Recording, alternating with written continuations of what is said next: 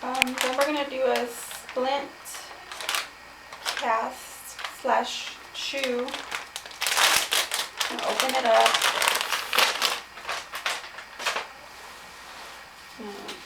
The soft part is the part that will be touching the patient's foot. You want to start off at the heel, then you want to end it and cut it right where the top of the foot would start.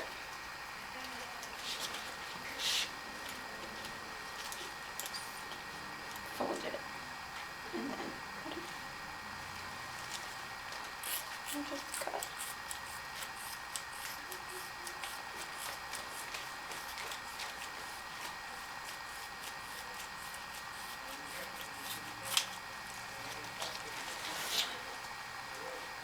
Make sure that it's right. It is. And then to speed up the cast, you would wet it with hot water. So that's what I'm going to do.